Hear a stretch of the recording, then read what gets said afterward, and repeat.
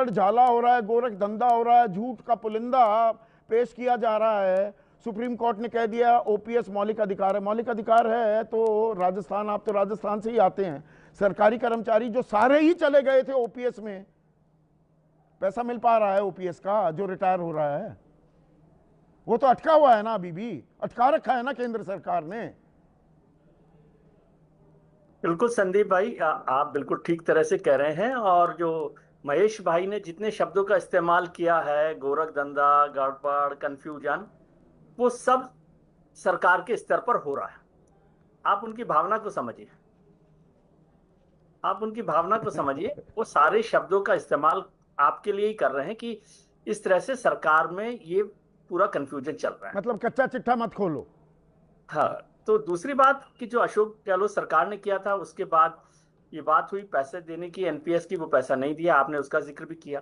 तीसरा, ये जो परिभाषा है विकल्प की, ये मैंने नई सुनी है कि फैसला आप करें संदीप जी, और विकल्प विजय त्रिवेदी का हो। ये फैसला तो राजस्थान अरे भाई, सरकार का घाटे है, में चल रही घाटे मारने सरकारी के काम। और संस्थाओं में ओपीएस बंद करने का फैसला हाँ, दे दिया है कि आप देख लीजिए, तो ये तो तो जी, शुरुआत हो गई ना। जी नहीं, शुरुआत हो गई, लेकिन सरकार के फैसले को कर्मचारी के लिए विकल्प कैसे मानते हैं आप? Exactly exactly।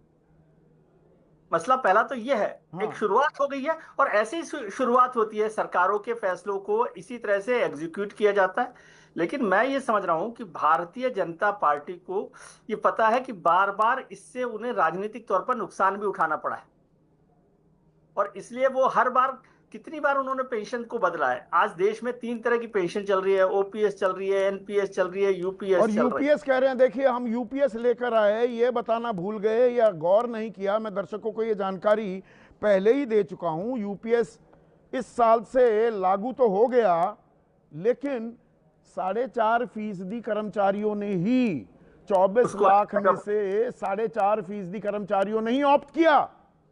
वो जाना ही नहीं जी, चाहते।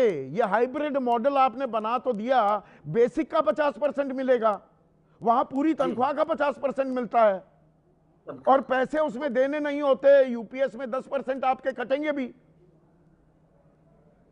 तो ये बहुत बड़ा बदलाव है। और जो एक मूल सवाल ये भी है संदीप भाई कि राजनेताओं के लिए अभी, माननीय जो महेश वर्मा जी हैं, उन्होंने कहा कि, महेश वर्मा जी ने कहा कि आ, ये पहल करनी चाहिए सबको, जो राजनेताओं को, एमपीज को, एमएलएज को अच्छा। पेंशन मिल रही है। हाँ। तो ये तो अच्छी सरकार, अच्छी पार्टी खुद क्यों नहीं पहल करती है इस पर? हाँ, और आज तो नहीं सबसे करेंगे। ज्यादा वहां एमपी, पुरानी सबसे पेंशन ज्यादा नहीं, विधायक फौजी